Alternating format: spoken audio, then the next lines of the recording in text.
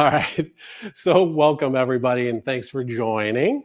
My name is Paul Balogh. I am a developer advocate with Grafana Labs, at least for this week, for one more week. But anyway, this will be a talk about test containers and some of the fun that you can have with unit testing and integration testing. And say, here we go. There's always something. And if anybody online has any questions, please feel free to use the YouTube chat, and you can drop in questions directly that way. And there we go. And if I'm paying enough attention, I will see that and then be able to hopefully answer your questions. All right. And I always like to start off with the disclaimer. So I do not work on the Testcontainers project, nor do I work for Docker. This is kind of like a first look presentation. This is me just having an interest in the Testcontainers project, getting into it, reading up on it, doing some research, playing around with a project that I have that we'll be showing a little bit later. But yeah, so anyway. Any complaints, you can contact me there. That QR code is all my information there. So we're going to start off into this. And then, so what's up with unit tests, right? Everybody's favorite. Now, I'm not going to go into too awful much detail on this because otherwise we'll be here for 2 hours, 2 more hours. Yeah, so unit testing, right? TDD. Test-driven development. It can be kind of difficult. It can be controversial. Some purists and zealots are very much like the first thing that you're going to create is a unit test and nothing else. I'm not in that camp. I just can't do that. My brain will not work that way. I have to create at least a little something, and then I will create a unit test to then start checking things. But I can't start just with the unit test. But of course, one of the, oh, yes. I thought TDD meant write the test specification first, not write the test code first. It's pretty much a test code. Yeah, you're gonna sit there, and then if you're in the Java world, you're gonna create your JUnit test classes right there.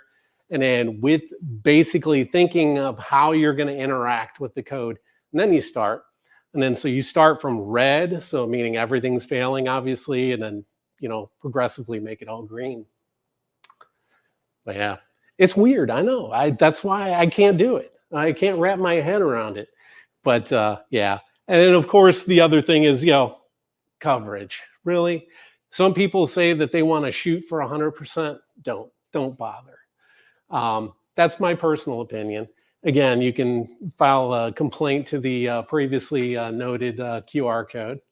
But the important thing is that the tests need to be idempotent, right? You need to be able to run the same thing over and over and over and over, not affect your target environment, not affect, and always get consistent response or the results. They have to be the same. Otherwise, you're going to have confusion. So the way that you would bypass that or take care of that, then a lot of times is you're going to create mocks. Well, those mocks are going to have to be maintained. So that makes it brittle and they can be unrealistic, you know, and then nobody's really that good at creating unit tests, in my opinion. So that can also give you a false sense of security, right? You see all that stuff green? Oh yeah, I'm golden, right? If you didn't write them good, that's, you know, you're just fooling yourself. So I don't have the answer, but there is help, okay? And then that's what we're going to go into. And does everybody get the joke? Are there Java people here?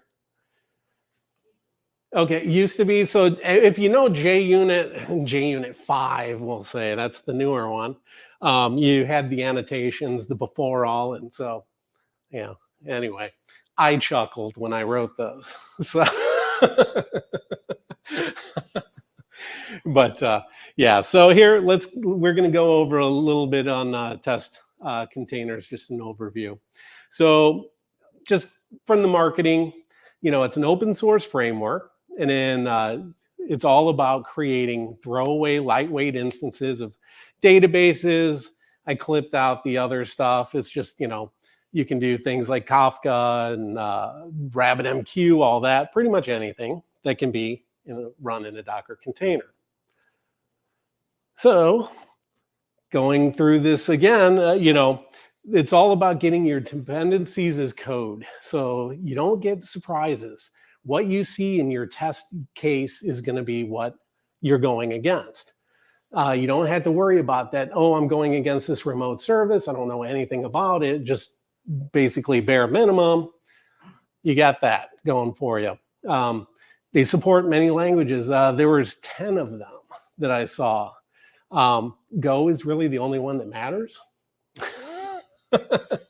My opinion again, but Java, in Java we've had test containers already for years, because I had used test containers in Java several years ago, and then it's a newer thing with Go. It's actually been around a lot longer than I would have expected. It came around in 2018, and I don't want to give away things in my later slides, but yeah, so you can test anything that you can containerize. They have already over about 50 modules available. So that means, 50 different types of target environments. Like one of my peers created one for K6, which is a testing utility. You can do Redis, you can do Postgres, all this stuff. And then it's dev first integration testing. Because again, shifting left, we want developers to be able to go through there, do these unit tests so that you find your errors early on when they're the cheapest to fix. Once it makes it to production, it's expensive, right? This is just going through the star history. This just kind of shows that, the Java thread there, the blue, it's been around for a while. So 2016. Go has actually been, like I said, there 2018, and really it's less stars. Not that GitHub stars are really an indication of anything, but it's less than .NET. Come on, let's boost that up a little bit. This is just the logo screen. These are some of the different modules that are currently available. Some of the bigger names. Again, Postgres being one of them. Kafka is a very popular one, of course. MySQL, all that. And this is a fun one too, K3S for any of the Kubernetes folks that are in the house. You can run a little small Kubernetes cluster essentially. Yeah, Bruce is commenting on there that, he is a Java person. But now, so AtomicJar is the company that actually created test containers and then kind of oversees them. Well, they were just recently acquired by Docker.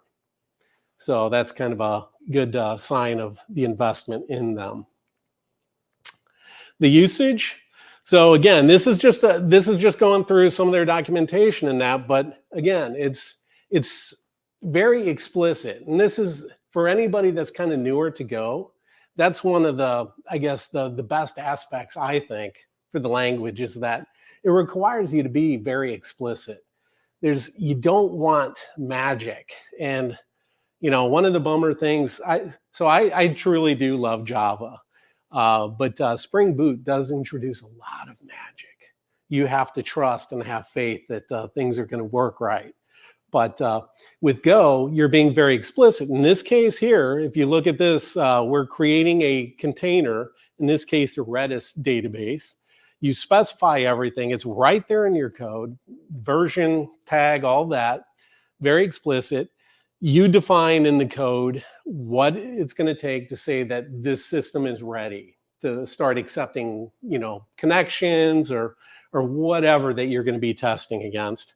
And then you'll just go and configure your client and test the integration, right? So it's pretty straightforward. And you'll see from the example that we go through that, and you'll be able to get your hands on the actual code. You'll see that is the case. So, and now this is where we talk about the real life application, and that being the demo. So, fun story here is this is a project that I created, actually. It's available on GitHub that I created like 5 years ago. And I did it to as a learning process to learn Go. It's just a simple little example microservice with RESTful APIs. It's backed by a database. And then what I was going for was I was going to have the exact same application where you could have it implemented in different languages, different frameworks, and then they would all be implementing the exact same thing. So that way then you could do side-by-side comparisons. Thought being too is that we can then run diagnostics and say, yeah, this one, Go is 10 times faster than Java, or, whatever. And it's inspired by this to-do MVC project, which was for JavaScript libraries for front-end services.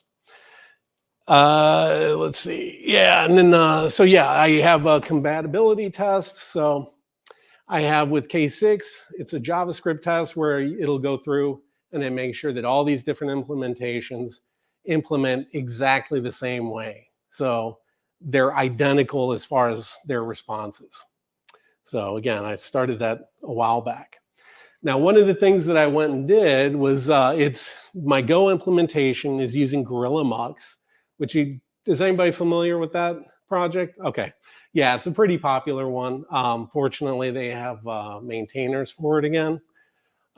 They kind of archived it for a little while because nobody wanted to maintain it. And then people were up in arms. It's like, we depend on this. So fortunately, some folks did step up to it. But anyway, so I'm using GORM for database abstractions. Total overkill. This is like using Hibernate in Java world, This is so simple that it's not necessary, but I'm doing that just for the pattern. Okay, and then I just recently upgraded it so that it'll support Postgres. I was doing just a SQLite database. So in my experimentations with Testcontainers, okay, I took this existing project that I had. I added, so now Testcontainers will actually seed and start up an ephemeral Postgres database that I'm going to have all these tests running against. So it's going to go running against a live database. Previously, I had a SQLite database, and then I could run things and that. But anyway, and I do have multiple examples where I tried different iterations of things.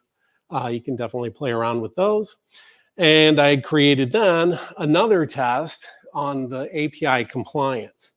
So now what this one is going to do is it actually builds my source code from the project that's there, and then it will run that in the container, the service, and then it'll run another container that's K6 to run compliance tests against that new service.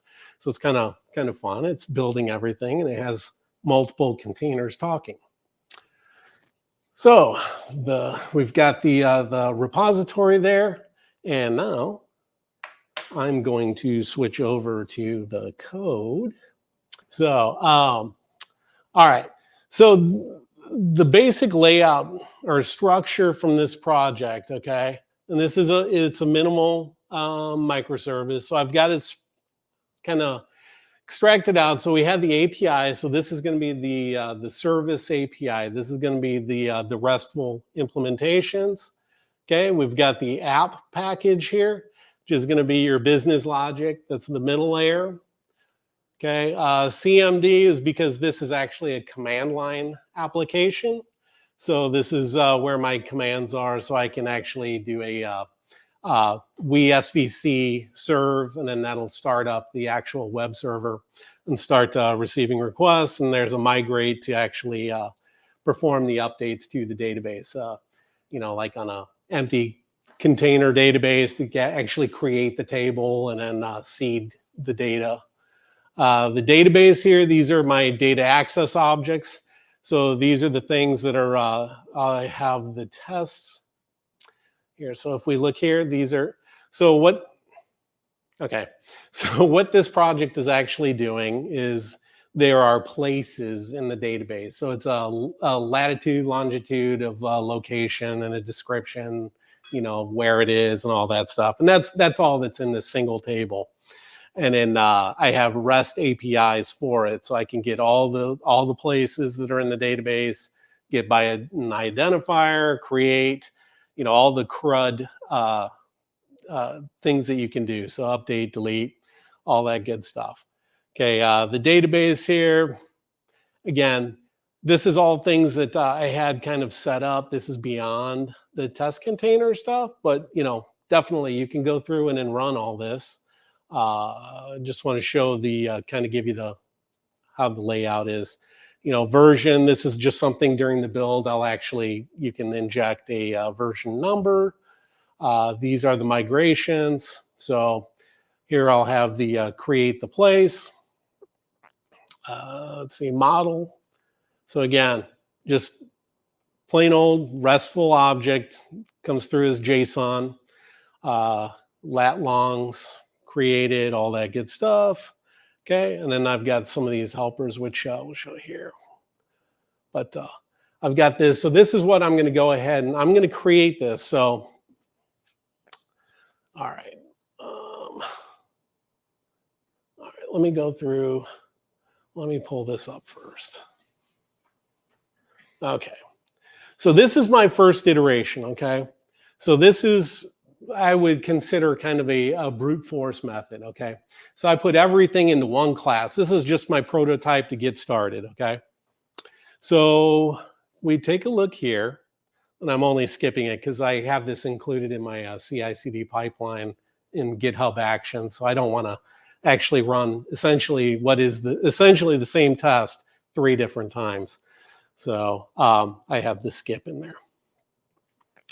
But as we were showing kind of from the documentation, okay, the first thing that we're going to do is we actually bring in, okay, the test containers and then the module for Postgres. Okay, that's going to have the knowledge on how to handle Postgres containers. Okay, and then we're going to ask test containers to go ahead that we want to run. We're going to always provide it a context. And then I'm specifying here that we're going to do this Alpine version of Postgres. We're going to use the test data that I have in this init.db, okay? So it's going to create the table, and it's going to seed the table with 10 records there. And let's see. Oh, shoot. Okay, I'm just going to go back there. Okay. So yeah, so telling it it's going to create this database name. It's going to create that user and or use this user and password. So this is like default out of the box from a Postgres container or image. And then here I'm giving it a wait strategy. So this is one of the powerful things with the test containers is that you can tell it what's going to determine when this database is ready to start accepting activity. Okay, so in this case, we're just going to wait for a log output that's going to say that the database system is ready. So that's just something that Postgres is doing that you're going to see in the container output. So then once it sees that, then it'll say, okay, then test containers will proceed with the rest of the test. All right. Here I give it a cleanup function to tell it that once this test iteration, you know, this test method here, exits, it's going to terminate the container because obviously we don't want the container to remain out there. We will ask the Postgres container that we just created for its connection string because of course, you know, one of the things with Docker and therefore with the test containers is that it's going to have to do some network, you know, configurations. So you may not get the regular standard port, what is it, 5432, I think, for Postgres.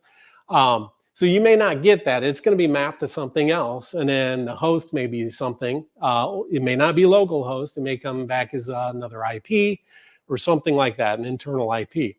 So this is the way that we get the connection string that we can then pass along to the actual DAO, for lack of a better term, the data accessor. Now, because I put in multiple support, I have it where I'm passing in the dialect. That's in my configurations here, okay? So I can specify the dialect, the URI, and then the verbosity.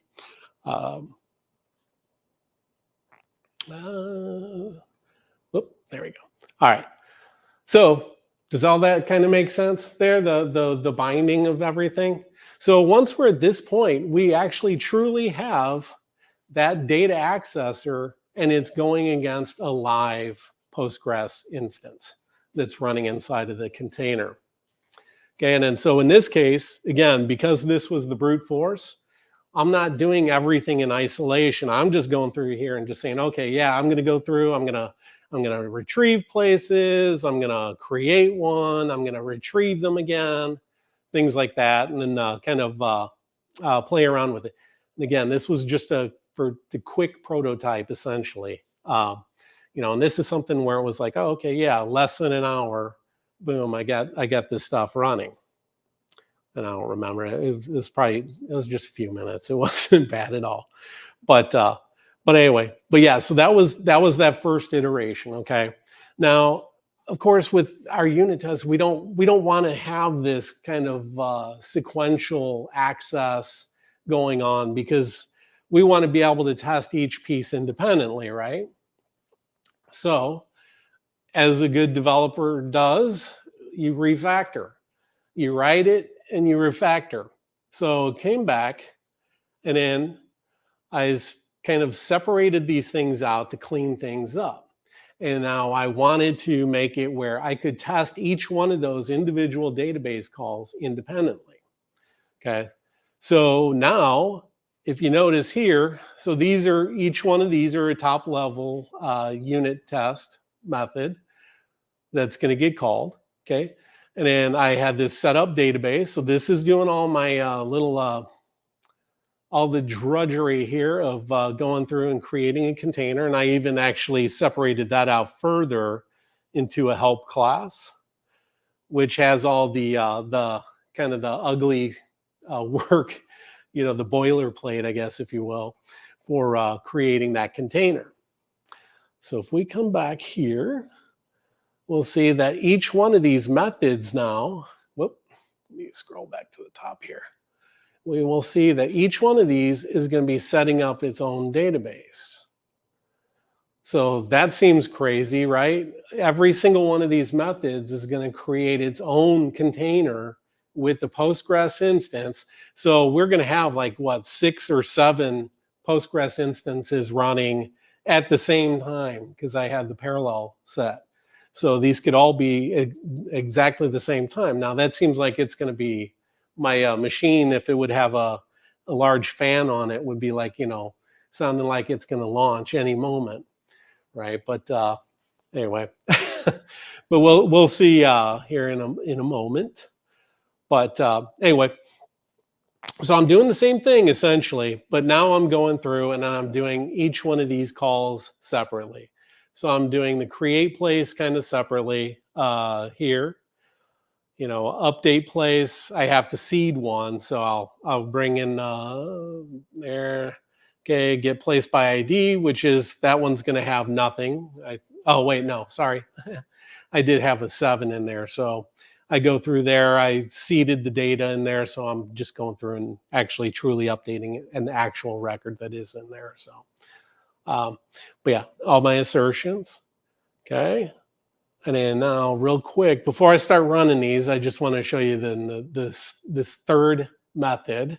Okay, so this is going to be a container for every single method. Okay, and then now another option is the test suite. So now we have one single test that has multiple test methods again. So these are all going to be done in isolation as far as these the methods go. Okay, but they are actually going to share a single container, so a single database. So this is one of those things where you got to watch out how these mutate your data, because you could have collisions. Because if you're testing a delete on one method, but then you're doing a get in one of your other methods, you're going to have flaky tests, right? Because you're going to have a race condition, because they're both trying to act on the same row. So with the suite, you have to be careful in that case. So in this case, one database, one container, everything's going against it. So that's why this one, you'll notice that I have skip because I don't like that. It works, it's fine, but then this is actually the better method where we're actually going to create a container for each method. So a completely separate database. Now this is counterintuitive in a way because it seems like that's going to be the worst performing, right? There's overhead associated with creating that container. It's got to do all that, right? There's got to be some overhead. But the fun thing is that we're going to see that it's actually minimal. So let me go ahead and, you know what, actually, I'll go through and here first we'll go ahead and run the sequential. And before I do that, because otherwise I'm going to be like, why is this not working? Okay, do that so we can actually run it. So I'm going to do this.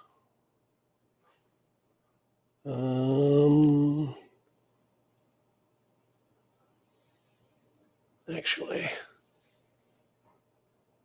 there it goes. It's a little slower than I thought. All right. So again, it was a single test method, right? So one single container, and then it's going to go through and it's going to run all these methods here. So it's doing all these updates. All right, so what do we got here? So that was 5 seconds, 5.39 seconds, okay? So now let's go ahead and I'm going to go ahead and undo that again. Otherwise, I'll probably end up accidentally committing it, and I don't want to commit it. So there we go. All right, so now I'm going to do this one again. So we had 5.39.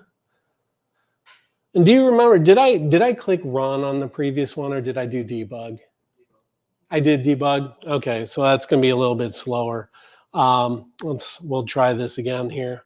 But yeah, so now if we look at this one, so this was the test suite, so shared container, okay? It was overall, yeah, a little bit, just over 1.5 seconds. All right, I'm gonna go ahead and, that means I gotta do this again. Sorry, this is like how I am if I have to ever do pair programming. I just lose my mind and I can't type. Okay, here we go. All right. So the last time it was 5.39. Oh my, okay. Well, now it's just over 1.5 seconds. You know what? Probably because it refreshed the Postgres image. So we probably had maybe a little bit of download time. But anyway, okay. So 1.5 seconds, really. I'm going to go through here now, and this is going to go through and actually create, you know, the 7 different containers. And then we'll see that it's pretty much the exact same.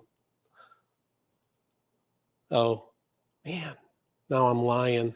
So this time it was actually about just shy of 3 seconds. All right. Well, so much for my big thing. Like, yeah, see, it doesn't matter. It's the same thing.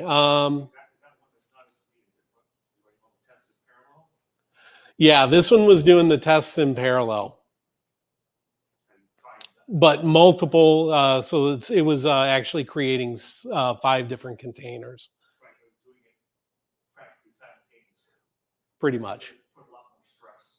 On your on your CPU and that, yeah.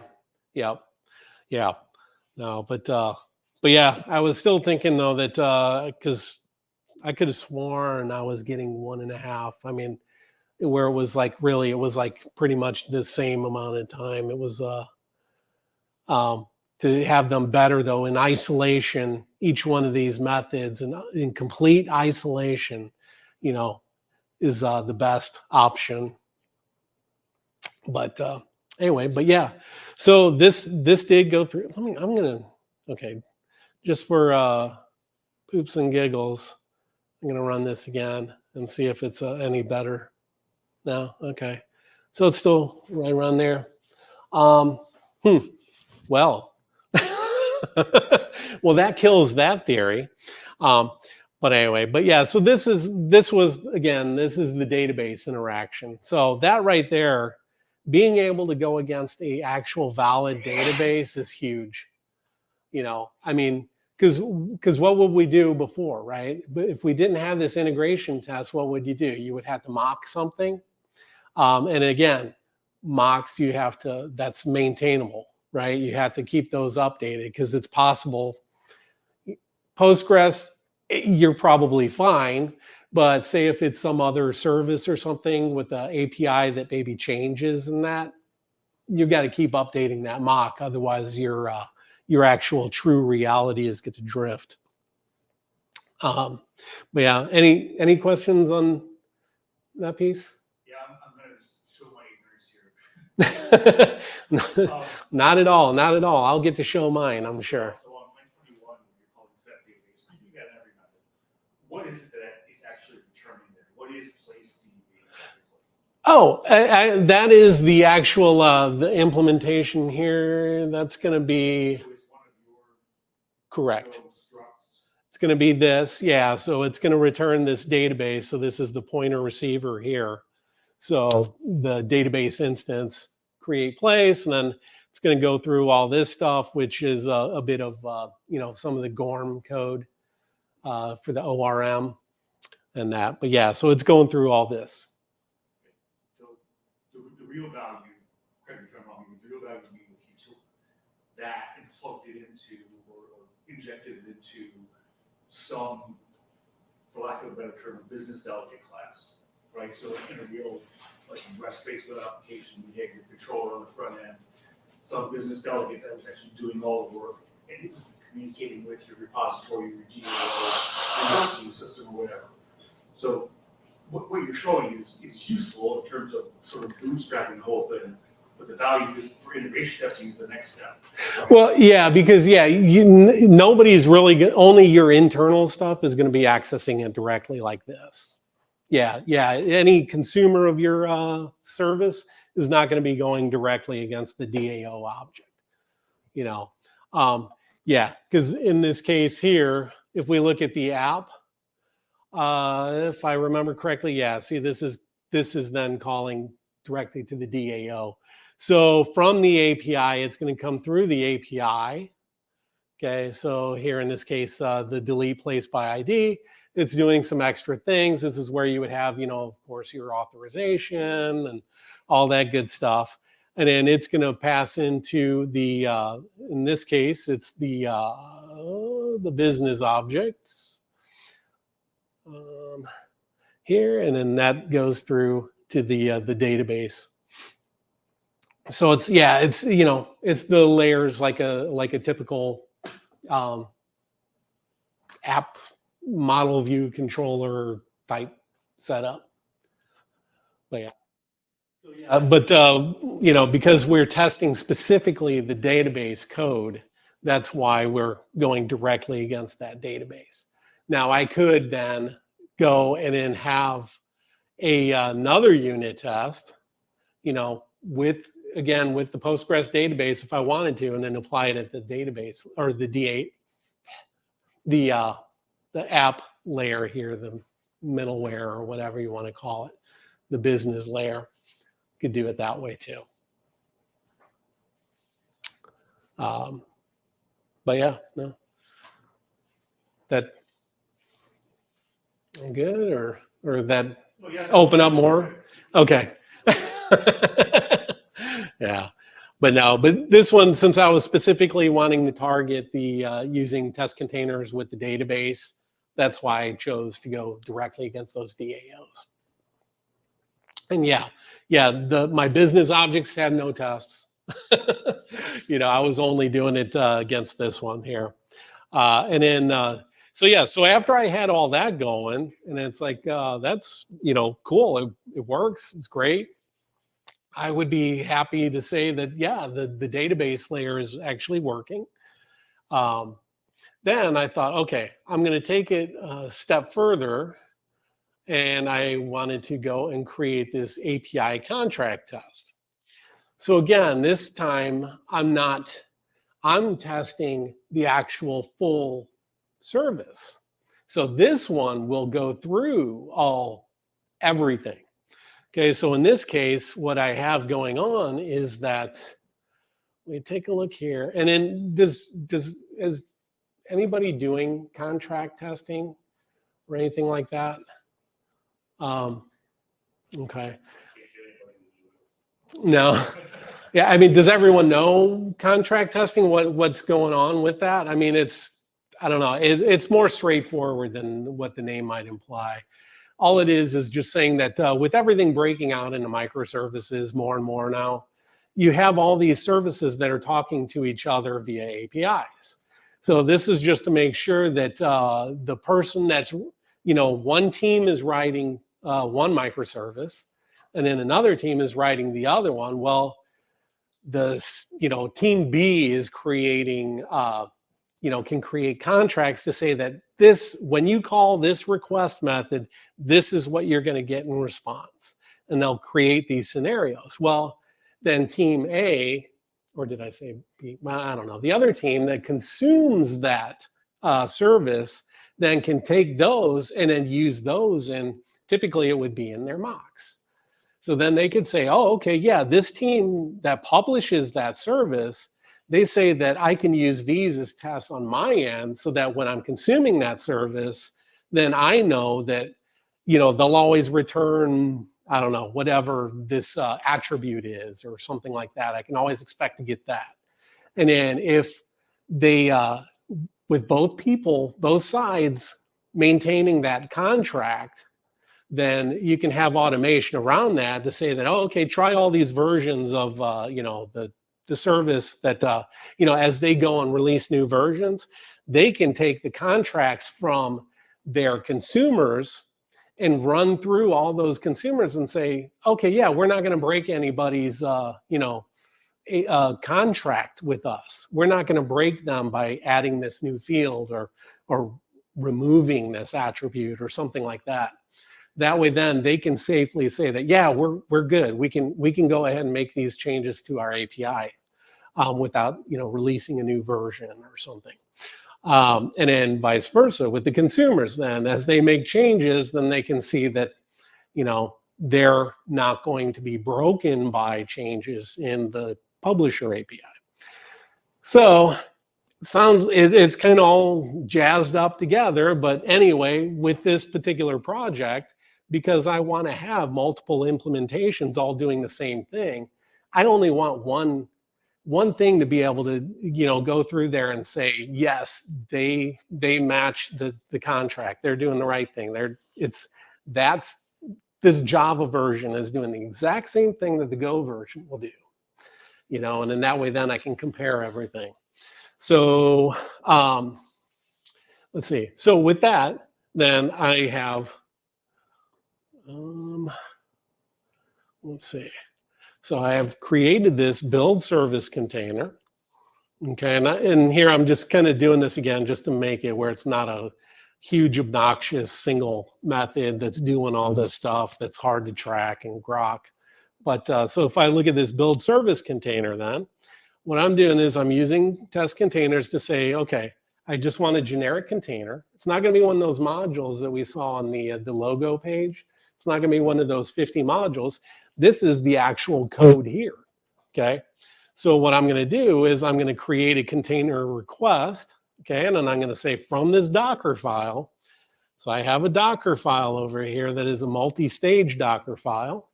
So this is going to compile my binary in this image. And then that is going to provide then the binary that this slimmed down image is going to pull out the completed binary and then be a small little container or image that's like 27 megabytes. And then it'll have some of the default configurations in there. So that's what that Dockerfile is going to do. And hopefully is everybody familiar with Dockerfiles? Okay, all right. It's a good time to ask after I already went over that stuff and just kind of people go, what? Let me go back to this test here. So what's going to happen is that by calling this Dockerfile, that's going to trigger an actual build. So that container is going to have a freshly built from all this source that's in my project here as it is. It's going to have that, and then I'm going to expose the service at port 9092, and then I'm providing this is being, it's going to do the migration, so it's actually going to build the database, and it's going to start up the web server. Okay, and then here I'm waiting for a particular HTTP method so that it's going to sit there and try calling this other little API method that I have in the web server. It's going to keep trying that until that returns success. And then it says, okay, yeah, the container is good. So now we can go ahead and proceed with the rest of the tests. So now I'm, given the cleanup. All right, I'm getting the host off of there because again, it could be something else coming through. It's the networking, all that mapping and that is being handled by Testcontainers. So we're going to get all this back because we need to pass that along to the service, and also ultimately to the other container, the K6 container that's going to run these contracts. Sorry, was there a question? Oh, okay. Sorry. Yeah. So all that's happening there. Yeah, just from that one line. Yeah, so here now I'm going to use the K6 module. So again, K6 is it's a primarily known as a load testing thing. So this is one of the projects that I'm familiar with, but it's an overall reliability testing. But you can use it it's most known for load tests. So you can do like things like simulate 40,000 virtual users and sit there and really pummel services if you want to. Anyway, so I'm going to start up a container with K6 in it. Okay, and then these are just some things here. One of my colleagues that actually contributed the K6 module to Testcontainers. I need to get with him because I want to make some changes here. I want to be able to go to a remote site to actually pull the content, because this is where I have my actual script, but I did copy it over here. Right now it doesn't support remote scripts, but this is my script. Okay, so this is K6, it's JavaScript for the implementation. But here I'm going to pass in some environment variables so it knows where to call into that container that's going to be there from Testcontainers, my service. Okay, so it's building up the URL. Let's see, it's going to go through here, and then it's going to go through, and I'm going to do each one of those methods calls. So this is going to be a serial thing. Okay, this is kind of an end-to-end test is what we're doing here. So, we're going to go through and then query how many, places there are. Then we're going to go and create a place, and then we're going to fetch the place. Then, all this good stuff. And then we're doing things here for the contract to say that these are exactly as what we're expecting. Because depending on your implementation, sometimes, these might be, these are case sensitive. So, some of the implementations that was coming through as a capital D description, well, that violates the contract. That's a breaking change, right? It's a different API. So this is going through and making sure that everything is the exact same without regard to the implementation. So all this stuff, yada, yada, yada, you can look through that and see all this stuff. But anyway, standard JavaScript. I'm not a fan of JavaScript. I try to avoid it as much as possible, but this was chosen for K6 as being kind of a lowest common denominator. Most people can grok JavaScript. So, yeah. Well, so and in the case of K6, I will say this, that the intended audience, I mean, we do say we're the best testing tool for developers, but really a lot of the folks that use it are quality engineers. And, you know, K6 itself is written in Go. We don't want to make everybody learn Go. I mean, I do, but, you know, but not everybody wants to learn Go. But JavaScript is something that's pretty portable. You know, again, lowest common denominator type of a thing. Why not Python? No. No, I'm not a huge fan of Python either, but yes, actually, we do have extensions. There are extensions to K6 where you can actually create your scripts in Python. We don't promote that. We want people to just go ahead and stick with the JavaScript. So if I could just kind of review what I'm seeing from the top level that you just described. You have a Go test that spins up a K6 container that's driven by this JavaScript that runs tests against your application, which is spun up in a different container. Well, yeah, and this is something this is just one of those things because I can, you know. Yeah. Yeah. Yeah. What we unfortunately see with what is called REST microservice development today is the Netflix Death Star, where you got 100 services all talking to each other. Yeah. And so when you try to start testing one of them, you have sort of a counter-toil flowing for dependencies of all these other services that needs to talk to, and the dependencies of all those other services, including your infrastructure. So you might test one service, you might have to spin up 100 other containers to get it to do what it would look like it was doing in an integration test. It depends on, the depth of your services. Yeah, you could have something that is that insane. I mean, where it's, you have so many different services, and that's where it's like, okay, maybe mock it. Which is here we're saying this makes it where you don't really have to rely on the mocks. But in some cases, if you have that complicated of a scenario, sometimes you're just going to have to do that. This might ease the pain. Why not require TypeScript?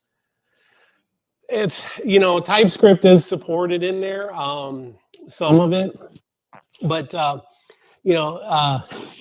right, well, so K6, and this is going to be where it's even crazier too, is that, okay, while yes, this is JavaScript syntax, this actually gets essentially transpiled into Go.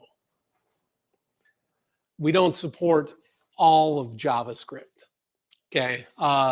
So you can't go to like NPM and then pull in like, if you wanted to do things like, I don't know, maybe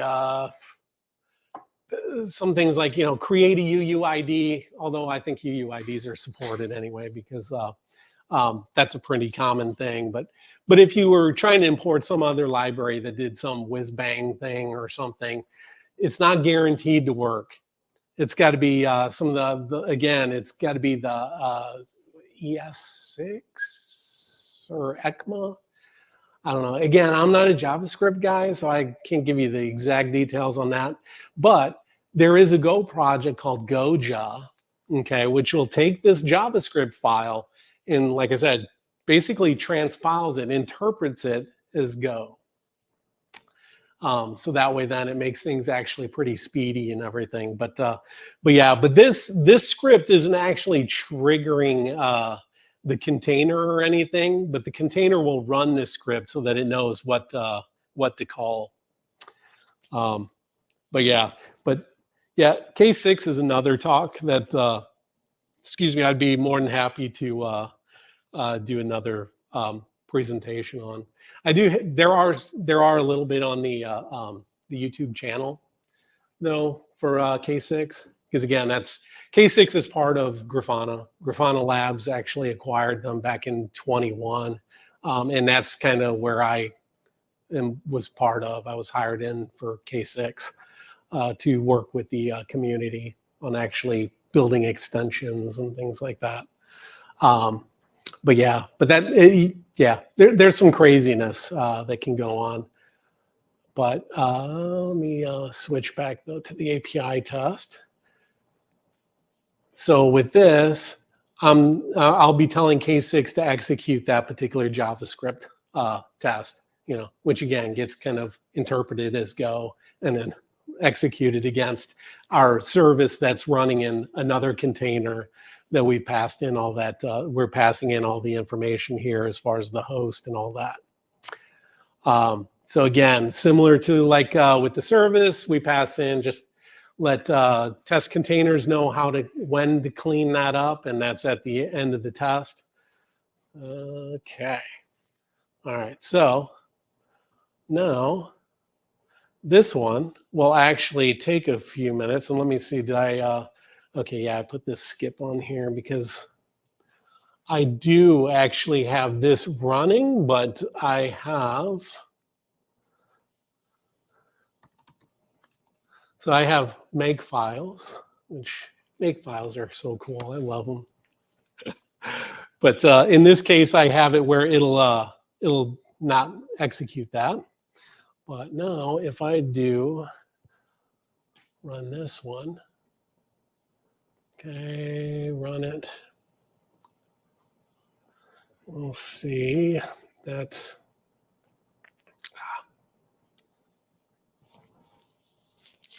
sorry, I'm losing my mouse pointer here. Okay. Okay, so right now, it is actually taking the source, building, compiling the application for the container.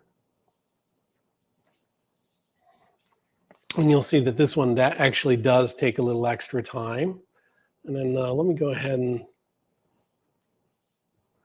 so here's my Docker setup here. So we'll see that here we've got the couple different containers running.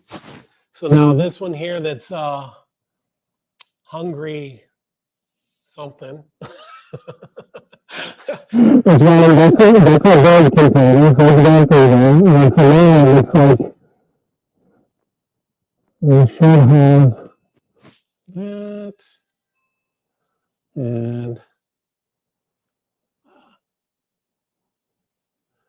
And see, this Reaper is actually part of Testcontainer, and this is where it's going to go get rid of the containers once everything's done.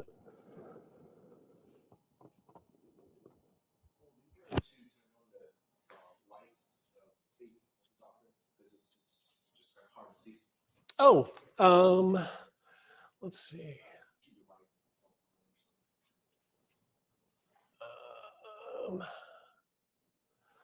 Is it one of these here? Oh, there it goes.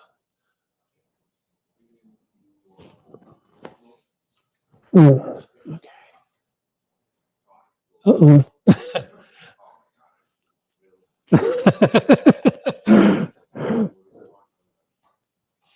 Let's see. Okay. Well, here it did. It completed there.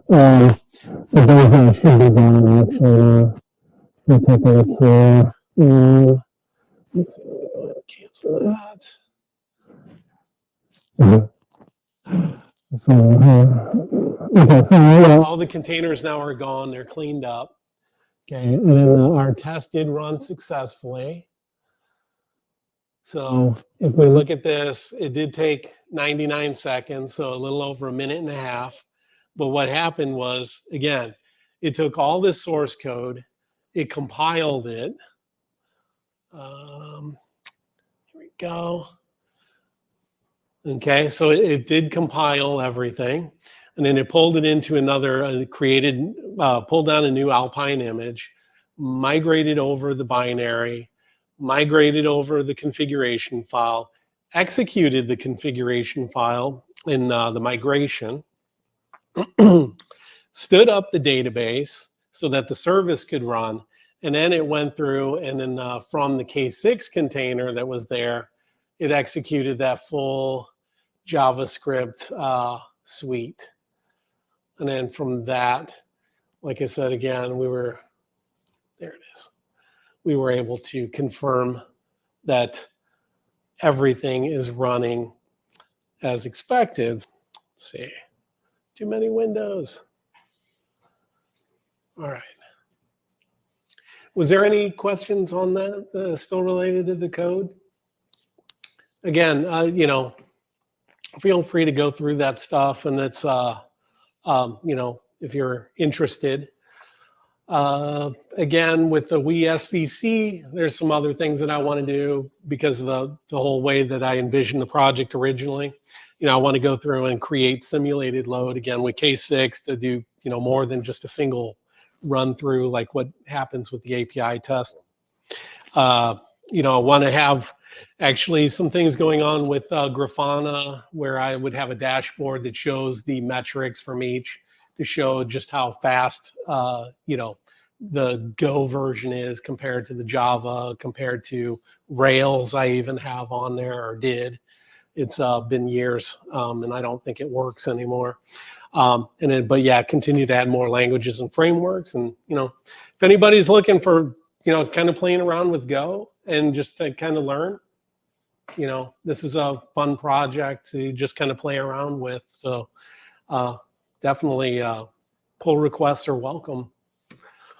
So with all that, you know, again, TD principles, you know, there's good and bad to it. You know, the good is that it does encourage people to do good abstractions and apply good, you know, design patterns and that.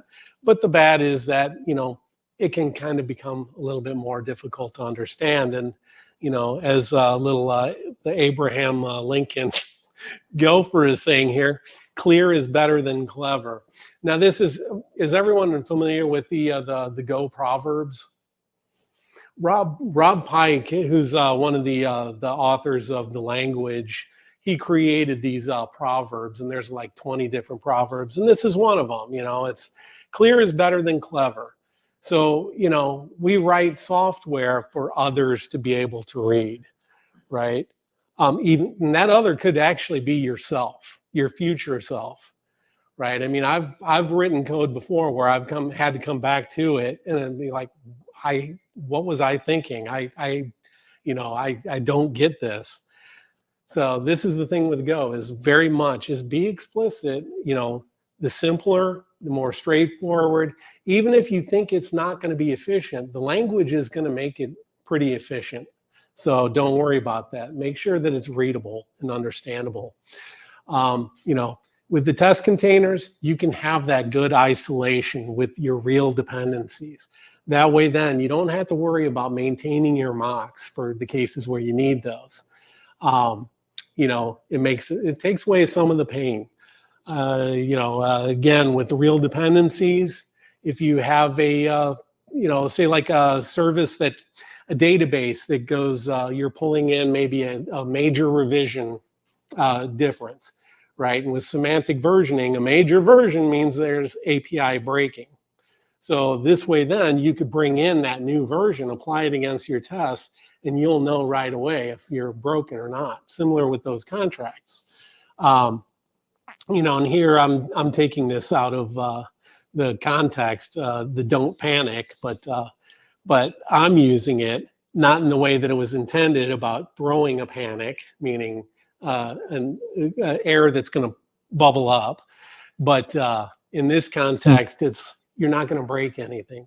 You know, you're isolated, you're safe to be able to go ahead and, you know, break things, try it out. Ooh.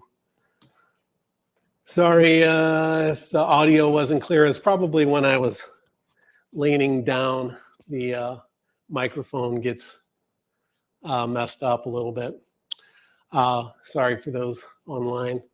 But yeah, and in with the test containers, you can get that consistent experience, right?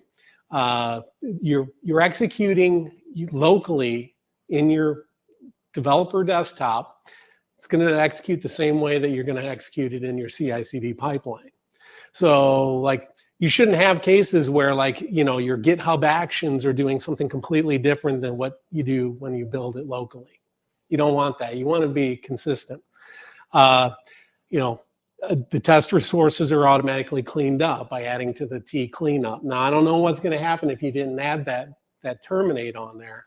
I didn't try that. Might be worth a try to do that.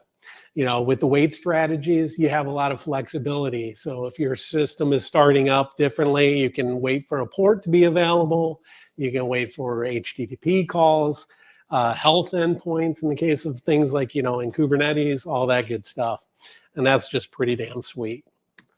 But yeah, so now my personal evaluation, my personal subjective scoring of test containers in general, they get an A+. You know, it truly was. It was easy to get started. It was pretty easy to grok. It is fast. You know, again, no significant overhead, but that's, you know, that's kind of questionable. Depends on what you're doing, right? Like that build, that took a little while. You wouldn't want that always in your CI/CD, or if you were waiting for every single build to do that, or I'm sorry, every time you make a change locally to have to wait for that cycle. Yeah. Why would you recommend a K6 over a drone? Drone? Never used drone. It's a container-based CI/CD system. Oh, well, K6 is a load testing and reliability testing. It's not the same. I think I'm confusing the terms. Did you? I mean, I mentioned GitHub Actions, which is a build. It's a CI/CD thing.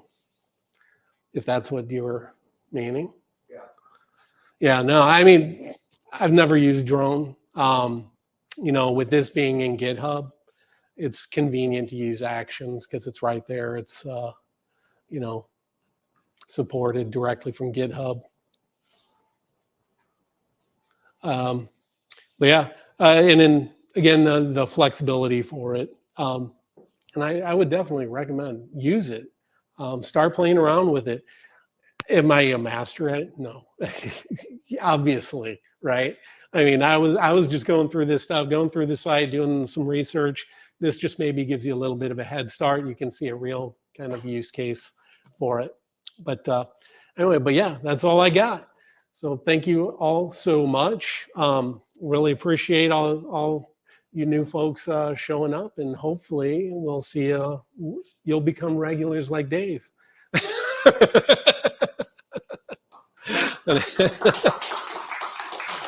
And then again, here's the QR code for the complaint department. So yeah. All righty. Thanks everyone. All right, gonna shut off the stream here. So bye kids. Time for bed. See ya.